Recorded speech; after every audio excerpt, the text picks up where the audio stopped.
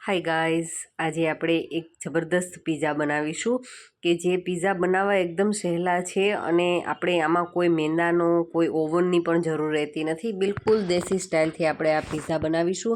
તો એમના માટે અત્યારે આપણે 2 બાઉલ ભરી અને ઘઉંનો જે રોટલીનો ઝીણો લોટ હોય છે એ લોટ લીધો છે અને એમની અંદર આપણે વધારે આપણા પિઝાના બેઝને ક્રિસ્પ કરવા માટે થઈ અને આપણે નાની કટોરી જે તમે જોઈ શકો છો લગભગ એમની અંદર 4 ટેબલ સ્પૂન જેટલો રવો એવી આપણે 2 વાટકી લીધી છે નાની નાની, એટલે 8 ટેબલ સ્પૂન જેટલો રવો લીધો છે.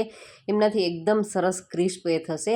અને હવે એમની અંદર આપણે સ્વાદ અનુસાર નિમક એડ કરીશું અને અડધી ટીસ્પૂન જેટલા ચીલી ફ્લેક્સ, અડધી ટીસ્પૂન જેટલો મરી પાવડર અને વધારે ટેસ્ટી કરવા માટે થઈ અને અડધી ટીસ્પૂન જેટલો આપણે મિક્સ હર્બ્સ એડ કરીશું.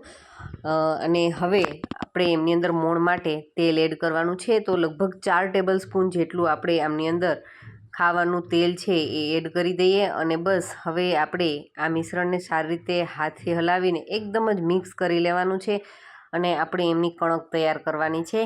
તો કણક આપણે જે રીતે આપણે ભાખરીનો લોટ કરીએ છીએ, ન તો વધારે પડતો કઠણ નહીં અને વધારે ઢીલો પણ નહીં, એ રીતની આપણે કણક છે એ તમે જોઈ શકો છો તૈયાર થઈ ગઈ છે. તો હવે એમને રેસ્ટ માટે રાખી દઈએ અને હવે તૈયારી કરીએ આપણે એમનો પિઝા માટેનો સોસ બનાવવાની. તો આપણે અત્યારે 2 સોસ તૈયાર કરીશું. એક ઇન્સ્ટન્ટ એવો સોસ, તો એમના માટે 3 ટેબલ સ્પૂન જેટલું મેં ટોમેટો કેચઅપ લીધો છે. એમની અંદર થોડો ઓરેગાનો, ચીલી ફ્લેક્સ, મરી પાવડર અને લસણને ક્રશ કરી અને લીધું છે.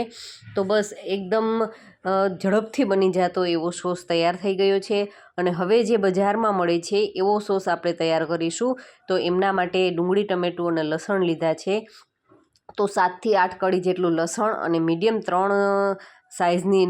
સાઇઝની 3 ડુંગળી લીધી છે અને એમને આપણે સારી રીતે કૂક થવા દેવાની છે. તો પહેલાં તો એમને ટ્રાન્સપરન્ટ થાય એટલે લગભગ 1 થી 2 મિનિટની અંદર મીડિયમ ફ્લેમ ઉપર આ રીતે ડુંગળી ટ્રાન્સપરન્ટ થઈ જાય ત્યારબાદ આપણે એમની અંદર ટમેટાં લીધા છે. 4 મોટી સાઇઝના એકદમ પાકેલા લાલ લાલ એવા ટમેટાં લેવાના છે.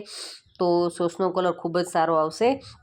તો હવે આમને પણ આપણે આ રીતે થોડીવાર ખુલ્લામાં કૂક કરી અને ત્યારબાદ આપણે એમનું ઢાંકણ ઢાંકીને કૂક કરીશું તો એમનો કલર ખૂબ જ સારો આવશે. તો લગભગ 2 થી 3 મિનિટ આ રીતે કૂક થઈ ગયા બાદ હવે આપણે આમની અંદર બેઝિક મસાલા જે સોસની અંદર થાય છે એ બેઝિક મસાલા આપણે એડ કરી દઈએ. તો એમની અંદર સ્વાદ અનુસાર નિમક, 1 ટીસ્પૂન જેટલો ચીલી ફ્લેક્સ, 1 ટીસ્પૂન જેટલો ઓરેગાનો અને થોડો એવો મરી પાવડર એડ કરી અને 1 ટેબલ સ્પૂન ભરી અને ખાંડ એડ કરીશું. ખાંડના કારણે સોસનો કલર પણ સારો રહેશે અને ટેસ્ટને, એની ખટાશને બેલેન્સ કરશે. અને વધારે લાલ કરવા માટે થઈ અને જે કાશ્મીરી લાલ મરચું આવે છે એ એડ કરી અને બસ બધું સારી રીતે મિક્સ કરી લેવાનું છે. અને મિક્સ થઈ ગયા બાદ આપણે એમની અંદર 2 ટેબલ સ્પૂન ભરી ને ટોમેટો કેચઅપ એડ કરવાનો છે. એ એડ કરીશું એટલે આપણો સોસ છે એ બિલકુલ બજાર જેવો જ ટેસ્ટી બનશે. તો બસ હવે ઢાંકણ ઢાંકી અને 2 મિનિટ માટે આ રીતે કૂક થવા દેશું. તો તમે જોઈ શકો છો ખૂબ જ સારી રીતે આપણો સોસ કૂક થઈ ગયો છે. તો બસ હવે એમને 10 થી 15 મિનિટ માટે આ રીતે ઠંડો થવા દેશું અને હવે આપણે પિઝા બેઝની તૈયારી કરી લઈએ. તો આપણો લોટ છે એ પણ સરસ કૂણો થઈ ગયો છે. તો હવે આપણે જે રીતે ભાખરી બનાવીએ છીએ બસ સેમ પ્રોસેસથી આપણે એમના બેઝ તૈયાર કરવાના છે. તો આપણે ન તો આની અંદર કોઈ બેકિંગ પાવડરની જરૂર છે, ન બેકિંગ સોડા યુઝ કર્યા છે, એમ છતાં પણ ખૂબ જ ટેસ્ટી એવા આપણા પિઝા રેડી થશે. તો અત્યારે તમે જુઓ આ રીતે પિઝા બેઝને મેં તૈયાર કરી લીધો છે અને એમની અંદર ફોકની મદદથી આ રીતે પ્રિક કરી અને સેમ સાઇઝના કરવા માટે થઈ અને આપણે કોઈ પણ ઢાંકણની મદદ લઈ અને બસ આ રીતે વજન દઈ અને એક સરખા સરસ મજાના સર્કલ કટ કરવાના છે. તો આપણે સારી રીતે પ્રેસ કરીશું તો એકદમ આરામથી થઈ જશે. તો આપણો એક બેઝ માટે જે આપણે લોટ લીધો હતો એ બેઝ એક રેડી થઈ ગયું છે. આપણે સેમ પ્રોસેસથી બીજો પણ આપણે આ રીતે બેઝ તૈયાર કરી લઈએ.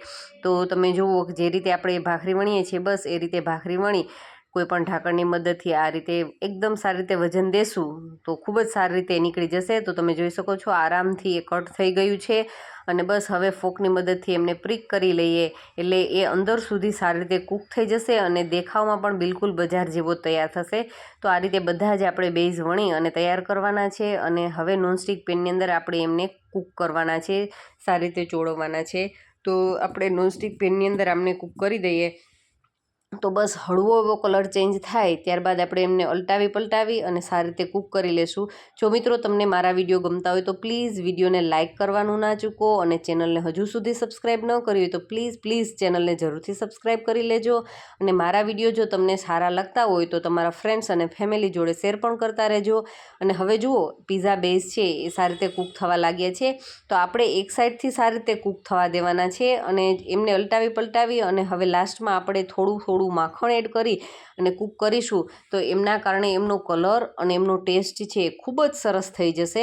તો આપણે જે ઉપરનો ભાગ છે એમને સારી રીતે કૂક થવા દેવાનો છે અને નીચેનો ભાગ છે એને વધારે કૂક કરવાની જરૂર નથી, કારણ કે આપણે જ્યારે એમની ઉપર ટોપિંગ કરીશું ત્યારે પણ આપણે એમને ચીઝ મેલ્ટ થાય ત્યાં સુધી આપણે એમને કૂક કરીશું. એટલા માટે વધારે નીચેના ભાગને કૂક કરવાની જરૂર નથી. બસ ઉપરનો ભાગ સારી રીતે કૂક થઈ જાય ત્યાં સુધી આપણે એમને કૂક કરી લેવાના છે. તો તમે જોઈ શકો ઉપરનો ભાગ છે એ પરફેક્ટ ગોલ્ડન થઈ ચૂક્યો છે, નીચેનો ભાગ એટલો થયો નથી, પણ કોઈ જરૂર નથી. મેં તમને વાત કરી એ પ્રમાણે આપણે આગળ કૂક કરીશું એટલે ખૂબ જ સરસ એ ક્રિસ્પી તૈયાર થઈ જશે. તો પીઝા બેઝ તૈયાર થઈ ગયા છે. તો હવે સોસ પણ ઠંડો થઈ ગયો છે, તો એમને આપણે ક્રશ કરી લેશું. તો ખૂબ જ સરસ એવો આપણો ઘરે એકદમ ફ્રેશ એવો પીઝા સોસ તૈયાર થઈ ગયો છે. તો બસ હવે તો એકદમ આસાનીથી આપણે જે બનાવેલા આપણા પીઝા બેઝ છે, તમે અગાઉથી પીઝા બેઝ બનાવીને રાખશો તો ગમે ત્યારે એમને એસેમ્બલ કરી અને તમને જ્યારે ખાવાની ઈચ્છા થાય ત્યારે તમે બનાવી અને એમનો આનંદ છે એ લૂંટી શકશો. તો બસ હવે આપણે બધા પીઝા બેઝને આ રીતે નોનસ્ટિક પેનની અંદર થોડું બટર એડ કરી અને બસ હવે એમને આપણે રાખી દઈશું. અને હવે આપણે તૈયાર કરેલો જે સોસ છે એમને આમની ઉપર સારી રીતે સ્પ્રેડ કરી દેવાનો છે. તો બધા પીઝા બેઝની અંદર આપણે એ આપણો પીઝા સોસ છે એ ઉપરથી આપણે સ્પ્રેડ કરી દઈએ. અને એક આપણે ઇન્સ્ટન્ટ બનાવેલો જે પીઝા સોસ હતો એ આપણે એક બેઝની અંદર એનો યુઝ કરવાનો છે. તો આપણે ત્રીજો જે પીઝા છે એમને આપણે બસ આપણા ઇન્સ્ટન્ટ પીઝા સોસથી આપણે કરીશું. તો બસ એમને પણ આ રીતે સારી રીતે આખાની ઉપર ફેલાવી દેવાનો છે. તો તમે જોઈ શકો છો કે એ ઉપરથી થઈ ગયા બાદ હવે આપણે ચીઝ છે એમની ઉપર સ્પ્રેડ કરવાનું છે. તો ચીઝમાં પણ મેં જે આપણે પ્રોસેસ ચીઝ આવે છે, ચીઝના જે ક્યુબ આવે છે એ લગભગ દરેક જગ્યાએ આસાનીથી અવેલેબલ હોય છે. તો આપણે અત્યારે યુઝ કરીશું. જો તમે આમની અંદર મોઝરેલા ચીઝનો યુઝ કરવા માંગતા હોય તો તમે એ પણ કરી શકો છો, પણ ઘણી જગ્યાએ એ અવેલેબલ નથી હોતા. તો બસ આપણે આ સિમ્પલ ચીઝથી પણ આપણે ખૂબ જ સારા ટેસ્ટી એવા પીઝા તૈયાર કરી શકીએ છીએ. તો હવે આમાં તમને જે ભાવતા હોય એ ટોપિંગનો તમે યુઝ કરી શકો છો. તો અત્યારે મેં એમની ઉપર ડુંગળીના નાના પીસ કરીને લીધા છે, એ જ રીતે કેપ્સિકમ લીધા છે. કેપ્સિકમ ખરેખર દેખાવમાં પણ ખૂબ જ સરસ લાગે છે અને ટેસ્ટમાં પણ એકદમ બેસ્ટ લાગશે. તો હવે આપણે બાફેલી થોડી મકાઈ લીધી છે, જે સ્વીટકોર્ન આવે છે એ સ્વીટકોર્ન લીધા છે અને 4-5 ટુકડા ટમેટાના બસ આ રીતે આપણે એડ કરી અને વળી પાછું આપણે ઉપરથી થોડું એવું ચીઝ આપણે ઉપરથી આ રીતે ખમણી લેશું એટલે પીઝા આપણા એકદમ સરસ તૈયાર થઈ જશે. અને હવે એમની ઉપર થોડા એવા ચીલી ફ્લેક્સ અને થોડો એવો ઓરેગાનો, મરી પાવડર એ બધું જ આપણે આમની ઉપર સ્પ્રિંકલ કરી દેશું એટલે એકદમ જ બજાર જેવા ટેસ્ટી એવા આપણા પીઝા તૈયાર થઈ જશે. તો હવે બસ એમને ઢાંકણ ઢાંકીને 1 થી 2 મિનિટ માટે કૂક કરીશું. એટલે આપણે જે એનો તળિયાનો ભાગ છે એ થોડો ઓછો કૂક કર્યો હતો, પણ અત્યારે એ ખૂબ જ સરસ એકદમ ક્રિસ્પ એવો આપણો નીચેનો ભાગ છે એ પણ કૂક થઈ જશે. તો આપણા પીઝા છે એકદમ જબરદસ્ત દેશી સ્ટાઇલથી અને બિલકુલ દરેક વ્યક્તિ આસાનીથી બનાવી શકે, પ્લસ એવા હેલ્ધી પણ એટલા જ કહી શકાય, કારણ કે આમાં આપણે કોઈ બહારની વધારે પડતી વસ્તુનો યુઝ નથી કર્યો અને એકદમ આપણે ઘરે જ બનાવ્યા છે. તો તાજી જ વસ્તુનો યુઝ કરેલો એવા આપણા પીઝા છે એ રેડી થઈ ગયા છે. તો તમે પણ એકવાર જરૂરથી ટ્રાય કરજો. તળિયેથી પણ એટલા સરસ લાગે છે. તો તમે ટ્રાય કરીને મને કમેન્ટ કરજો. Thank you.